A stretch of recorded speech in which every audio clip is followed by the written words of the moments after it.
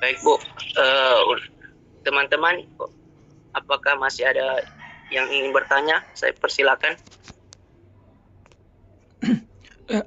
Saya sedikit Pak,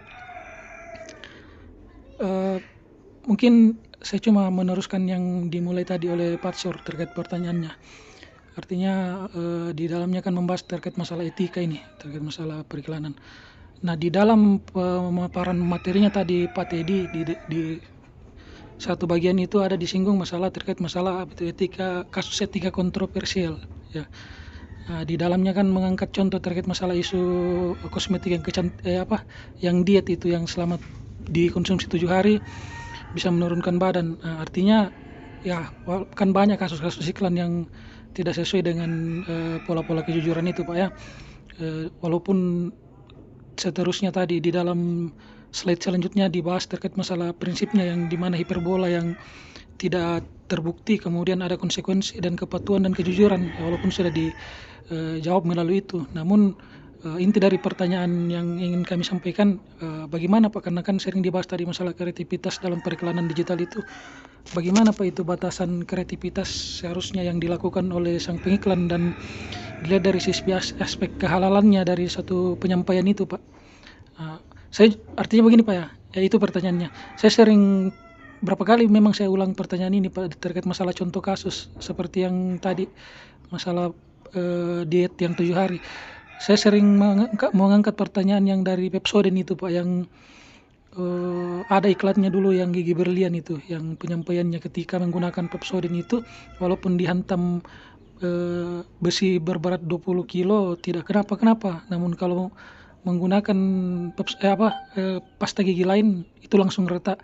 Itu kan secara logis tidak masuk akal Pak. Nah, itu bagaimana itu batasan kreativitasnya Pak untuk penyampaian suatu iklan itu? Dilihat dari segi aspek kehalalannya untuk penyampaian. Ya.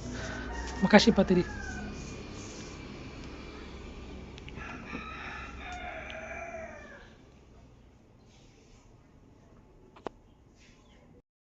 Mas, atas masukan dan pertanyaan yang telah diberikan kepada kelompok 3. Di sini saya coba untuk menjawab terkait pertanyaan yang telah diberikan Pak Andri Karmas.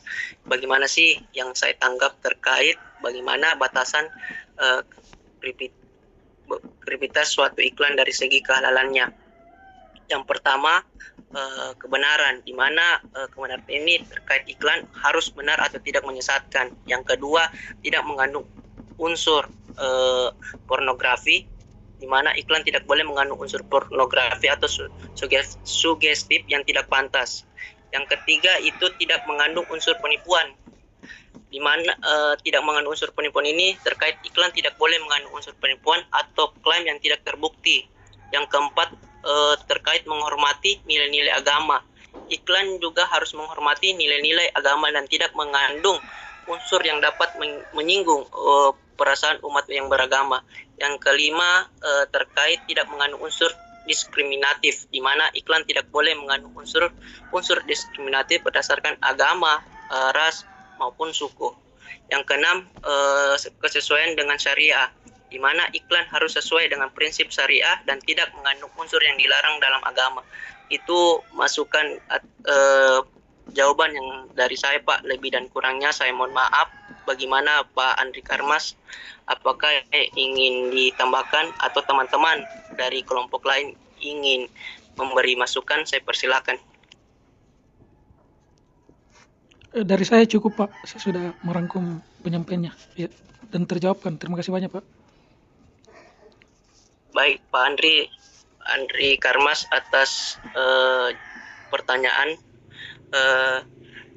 Baik, untuk sesi pertanyaan mungkin sudah cukup 3 pertanyaan dari masing-masing kelompok.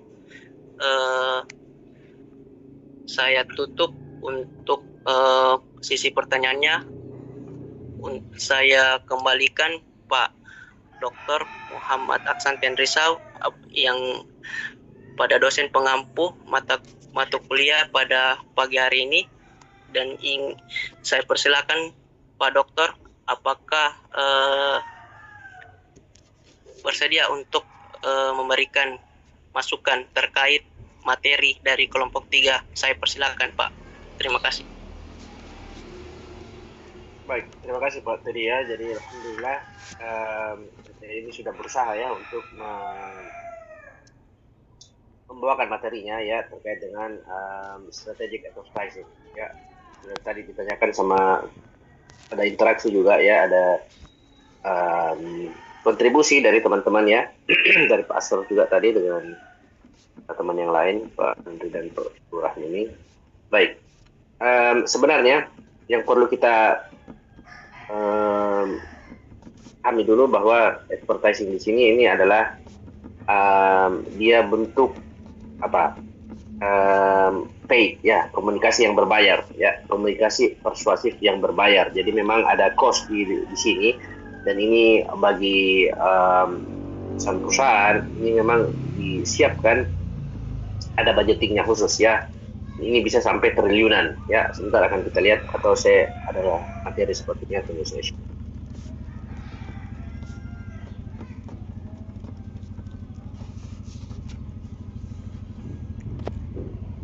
Sebentar akan kita lihat dari sisi pricing untuk di materi selanjutnya ya. Nah, perlu mungkin kita mulai dengan advertising ya. Advertising adalah sesuatu yang komunikasi persuasif yang berbayar ya, yang berbayar melalui media massa ya, melalui media massa. Jadi memang tujuannya kenapa media massa? Karena memang dia berusaha untuk mencapai ataupun menjangkau banyak orang sekaligus ya. Nah, untuk apa dilakukan advertising ini ya? Di sini untuk menginfluence ya perilaku ataupun sikap seseorang ya, utamanya target audience ya, siapa yang dituju, dengan measurable, jadi dia hasilnya harus terukur ya melalui data analitis ya. Jadi kalau kita lihat ya, kata kuncinya di sini di advertising ini adalah, pertama, dia adalah berbayar ya. Yang kedua, dia tujuannya adalah persuasif ya, bagaimana mereka berusaha untuk mempengaruhi sikap dan perilaku orang. Akhirnya nanti kan tujuannya itu adalah ya, ada macam-macam, tadi sudah disebutkan juga beberapa, misalnya untuk bagaimana supaya brand itu melekat ya, kemudian ada juga tujuannya untuk langsung konversi ya ke putusan pembelian dan seterusnya.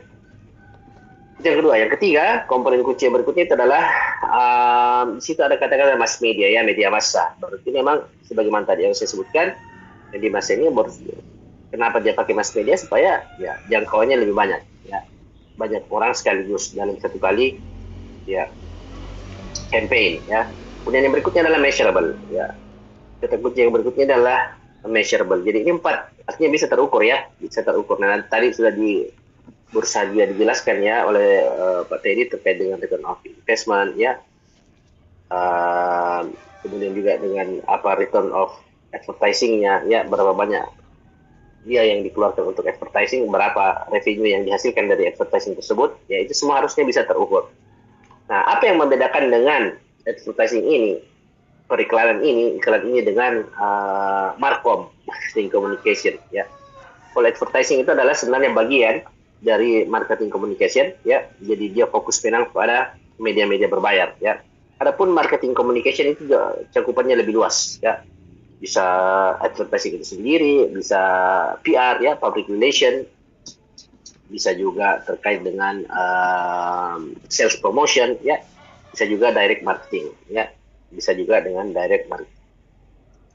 Nah, di sini kalau kita lihat total pengeluaran secara global untuk advertising itu di tahun 2024 itu naik 10 sekian persen ya, dibanding tahun sebelumnya ya, sampai dengan 1 triliun ya dolar. Ya. Ini hitung sendiri berapa nolnya ya, sendiri berapa nolnya. Ini dibagi lagi kalau kita mau breakdown dia ya untuk digital, karena kalau kita mau bagi advertisingnya bisa kita bagi menjadi 2, digital dan tradisional, digital advertising dan traditional advertising. Digital advertising ini ya yang ada di ads ya, iklan-iklan di media-media digital ya, apakah itu di Google atau melalui search engine, ya, kemudian bisa juga melalui sosial media, ya, melalui Meta dan teman-temannya, Instagram dan Facebook, kemudian TikTok dan seterusnya. Ya, itu yang mendominasi untuk secara global, itu sekitar 60-an sekian persen. Adapun yang tradisional itu sekitar 30-an persen. Tradisional itu berarti dia melalui TV, ya, melalui majalah, koran, dan ini secara signifikan menurun jumlahnya. Jadi memang arahnya sekarang ke digital, ya, arahnya sekarang ke digital. Nah, kalau di Indonesia sendiri yang ikut mendominasi juga, tapi tidak seperti global, ya. Kalau di Indonesia itu dia digital itu sekitar 50-an persen, ya. Lebih banyak di sosial media, khususnya TikTok, Instagram, dan Facebook, ya. Kemudian ada juga melalui e-commerce, ya, seperti Tokopedia, Shopee, dan teman-temannya. Kemudian di TV 30%, ya, itu sampai 70-an triliun biaya ataupun spending yang dikeluarkan oleh perusahaan-perusahaan itu untuk mengiklankan produk mereka melalui TV, ya. Dan ini tetap masih besar nilainya, ya, karena memang jangkauannya jauh lebih luas, ya. Dan tentu di prime time jam malam itu jadi jauh lebih mahal periklanannya. Kemudian ya, ada juga yang seperti majalah, dan tapi itu tidak terlalu banyak, ya. Dan berdasarkan survei, top advertiser di Indonesia itu Unilever, ya. Dia sampai, bayangkan, yang dia siapkan itu 8 sampai 10 triliun per tahun untuk periklanan, ya. Kurang apa coba Unilever? Siapa yang tidak kenal produk-produk Unilever? Ya, begitu juga dengan Wings, ya. Nomor 2 Telkomsel, ya.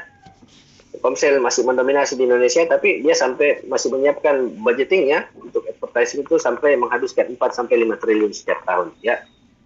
Dan diikuti oleh e-commerce seperti Shopee dan Tokopedia. Nah, kalau kita lihat strategi role of advertising, ya, untuk apa perannya, peran strategis untuk advertising itu, yang pertama adalah, tadi saya juga disebutkan mungkin, ya, build brand awareness and recall, ya, bagaimana supaya dia berada di top of mind, ya, ketika orang melihat suatu ataupun membutuhkan satu produk yang di pikiran konsumen itu adalah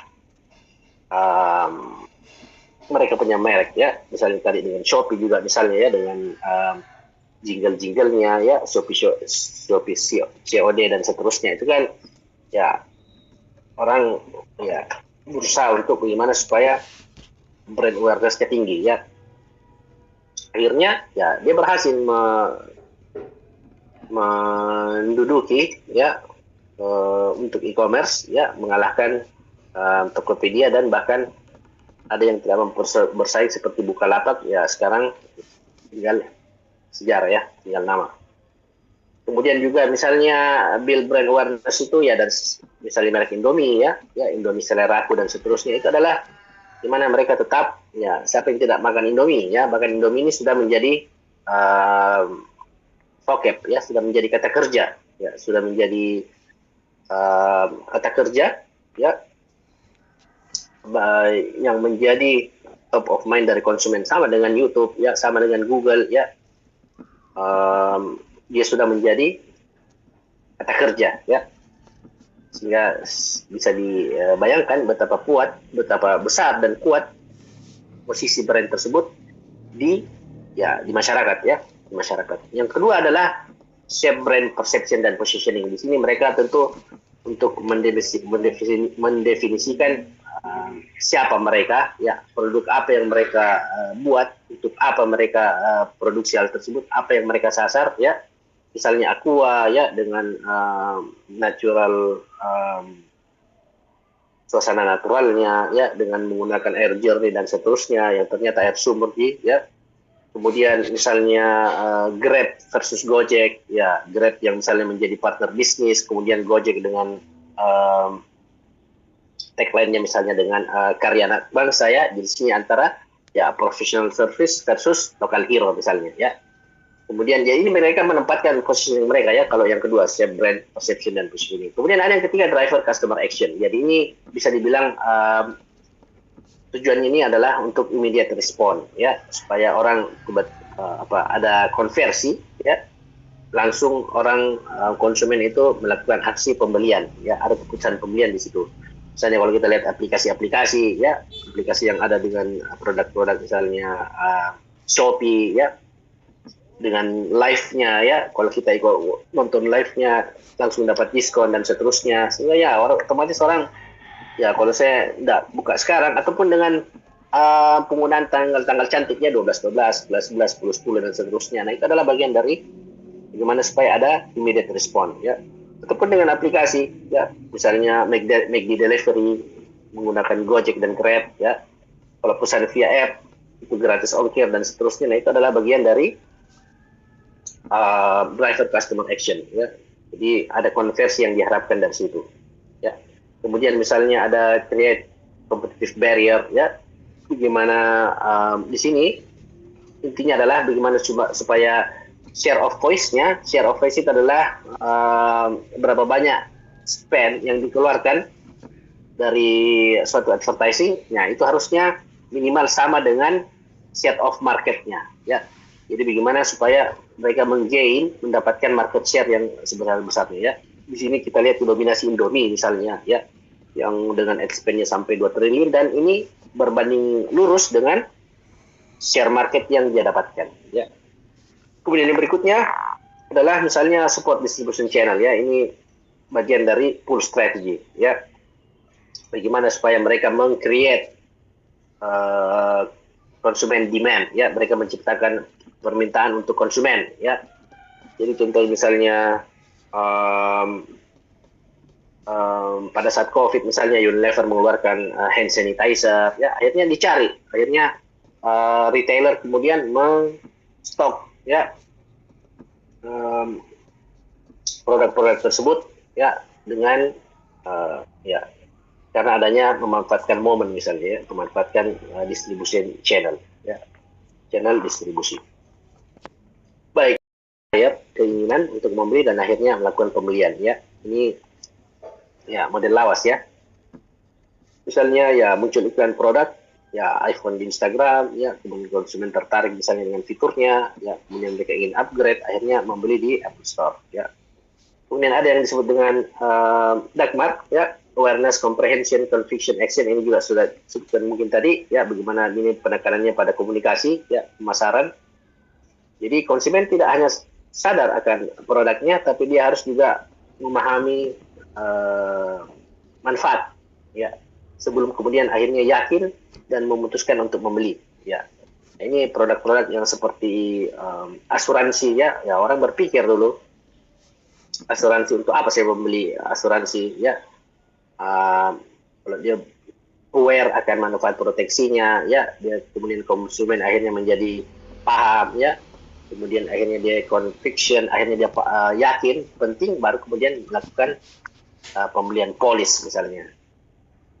Kemudian ada kognitif, afektif, konatif, ya. Apa itu? Ya, jadi pembelian itu, konsumen membeli itu melalui 3 domain, ya. Yang pertama itu adalah melalui proses berpikirnya, kognitifnya, kemudian dia merasakannya secara afektif, kemudian dia baru melakukan action, ya. Baru melakukan action. Misalnya dia mobil listrik misalnya, ya, dia tahu bahwa ada beberapa merek mobil listrik, ya. Kemudian dia berusaha untuk memprosesnya secara kognitif, ya. Kemudian dia menyadari bahwa, ya, merasakan bahwa memang ini dia suka karena mobil listrik ini ramah lingkungan misalnya, ya, ataupun dia, ya, jauh lebih hemat misalnya. Kemudian akhirnya membeli. Yang kemudian berikutnya adalah ada attention, interest, search, action, dan share. Nah, ini pada perilaku digital ini lebih pas mungkin digambarkan, di mana konsumen itu mencari informasinya secara online, kemudian membagikan pengalaman, ya, membagikan pengalaman tersebut secara online.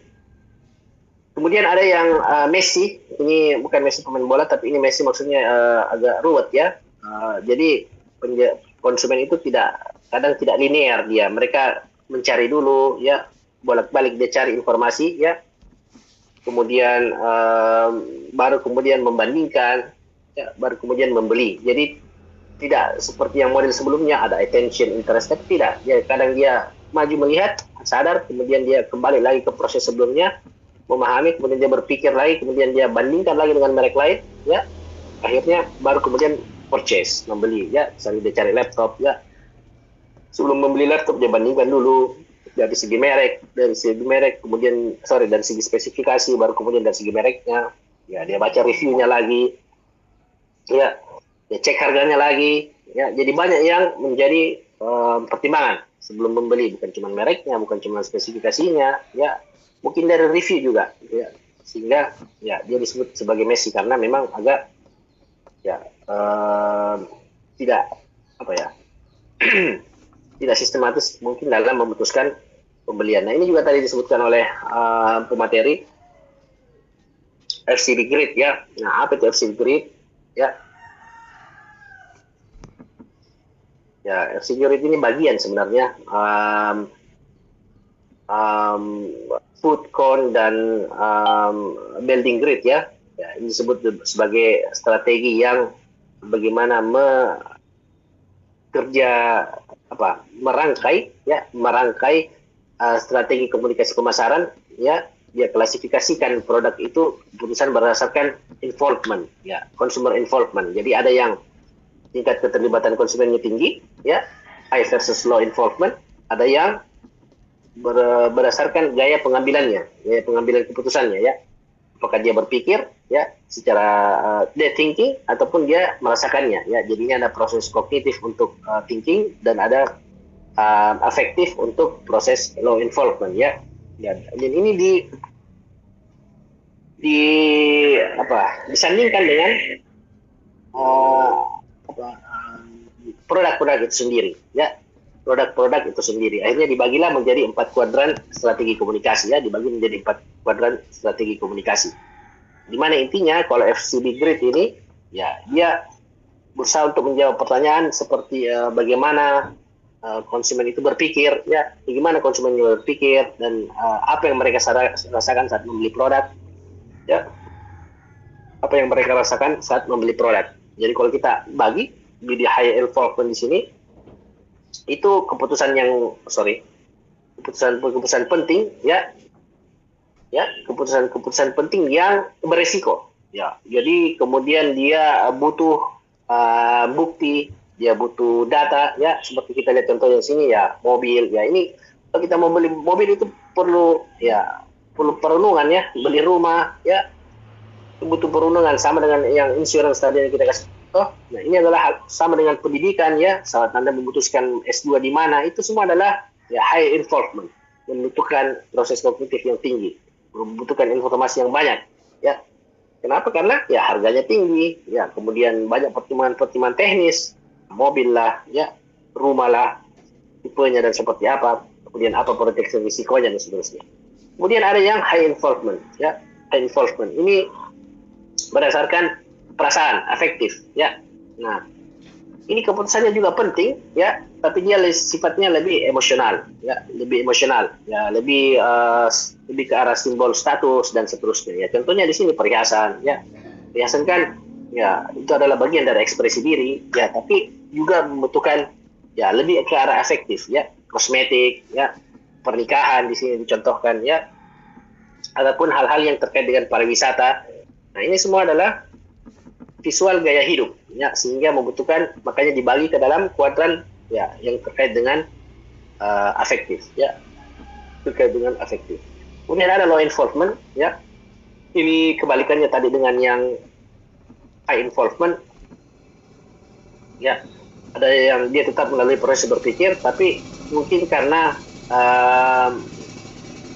dia sifatnya rutinitas, ya terus harganya tidak terlalu tinggi, ya dia rendah, dan akhirnya orang tidak membutuhkan proses berpikir yang terlalu lama. Misalnya kalau kita beli alat rumah tangga, beli sikat sapu, ya tidak sampai berhari-hari, ya tidak perlu kita bandingkan spesifikasinya sapunya misalnya, ya hijuknya ini dari bahan apa, ya ataupun sikat kamar mandi, ya tidak pernah kita bandingkan secara, tidak perlu berproses berpikir yang ya berlebihan, ya. Sama dengan misalnya alat-alat rumah tangga ya, merek-merek. Ya, kadang hari ini kita pakai sabun cuci rinso, ada mungkin pekan depan tergantung dari apa promo di Indomaret dekat rumah ya, bikin Soklin lagi yang lebih murah ya. Artinya sesuatu yang ya kita berpikir, tapi bukan sesuatu yang seperti yang tadi ya, high involvement. Kemudian yang lawannya lagi berikutnya ada low involvement, di sini berdasarkan perasaan. Ya, produk-produk seperti hal yang untuk memuaskan kepuasan impulsif misalnya ya, dia cenderung murah tapi berdasarkan kesenangan ya, berdasarkan kesenangan, misalnya snack-snack ya, mungkin memakan ciki-ciki lagi atau citato ya.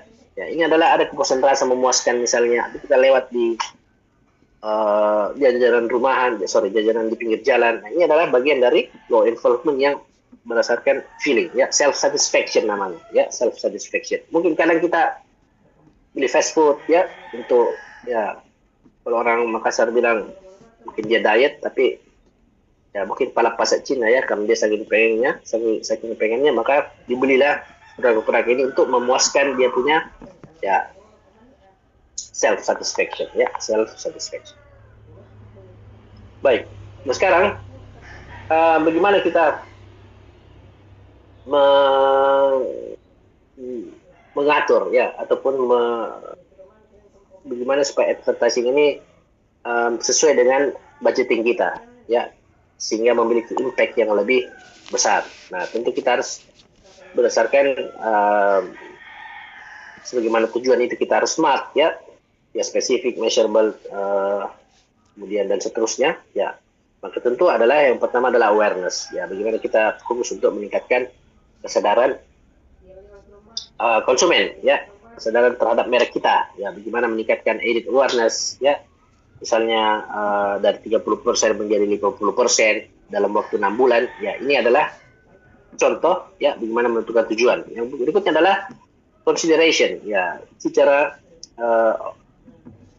objektif yang sifatnya afektif ya, perasaan konsumen ya, bagaimana misalnya kita membangun sikap positif ya dari merek kita ya, meningkatkan brand favorability ya, jadi merek kita lebih dipilih orang ya, berdasarkan skala kita tentukan ya, meningkat dari skala 6,5 misalnya menjadi 7,5 dan seterusnya. Ataupun bagaimana kita meningkatkan orang untuk meningkatkan mereka punya purchase intent, niat untuk membeli ya, niat untuk membeli.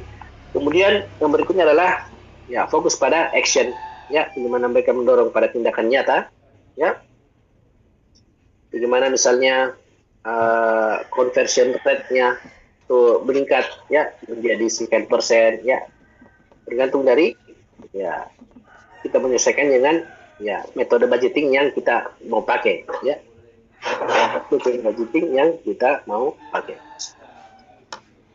Kemudian ada namanya kreatif strategi kreatif, dan bagaimana kita mengeksekusinya ya. Ini juga mungkin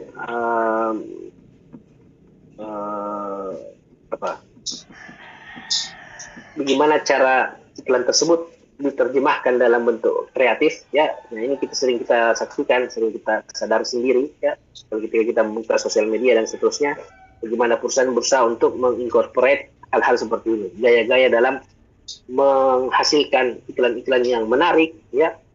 Ya, bisa mungkin dari situasi nyata, slice of life ya, situasi nyata. Nah, misalnya Tokopedia misalnya ataupun Shopee, dia menampilkan hal-hal yang berhubungan dengan belanja harian orang ya, akhirnya dia merasa ya dibuatlah seri-seri seperti Makin Dekat dan seterusnya, karena memang yang ditampilkan itu adalah produk-produk sehari-hari. Atau bisa juga yang seperti sifatnya lifestyle ya, yang gaya hidup ya, bagaimana mengaitkan merek dengan gaya hidup tertentu ya. Ini paling mungkin Apple ya, bagaimana dia menampilkan merek itu melekat dengan kepremiumannya, tapi juga ya tetap berfungsi ya, produknya itu functional tapi tetap menjadi gaya hidup ya. Kadang orang rela untuk membeli Apple ya, produk-produk Apple, karena sebagai dia lifestyle, bagian dari lifestyle ya. Bisa juga dengan menggunakan gaya-gaya seperti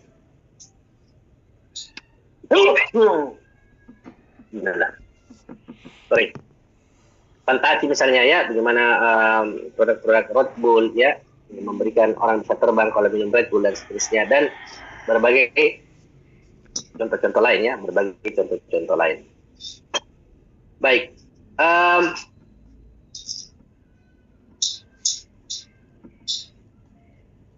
ya,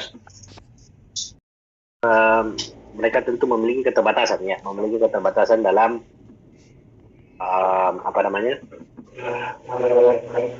biaya mungkin, sumber daya, baik itu finansial ataupun sumber daya apa saja ya, manusia mungkin ya, mereka pun memiliki keterbatasan pegawai dalam mendesain dan seterusnya ya.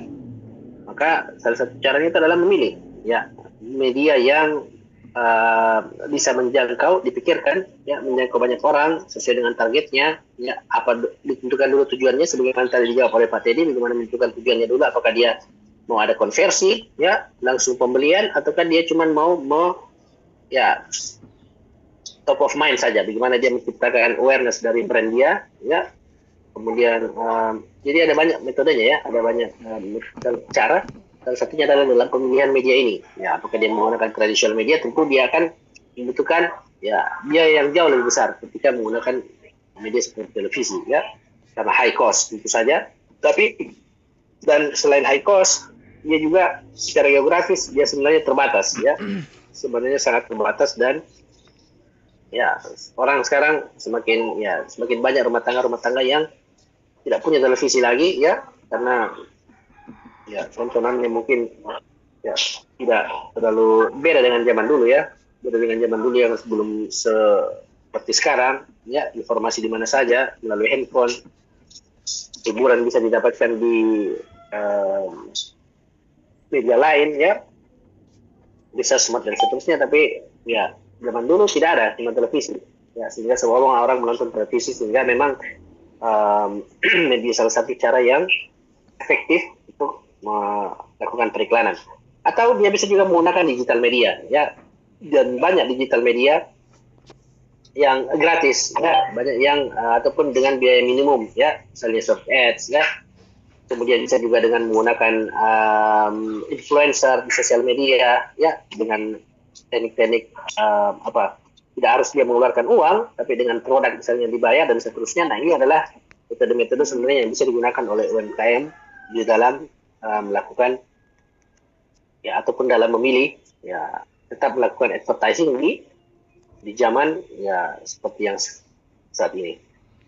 Baik, saya kira ini yang bisa saya tambahkan ya untuk materi ini, kelompok yang 11 Pak Teddy. Kemudian yang berikutnya ya, silakan kelompoknya Dwi tidak ada ya, metode kelompok 12, jadi kita mungkin bisa beralih ke mata kuliah isu-isu pemasaran ya. Hari ini pekan lalu seingat saya baru satu kelompok ya Pak Akbar.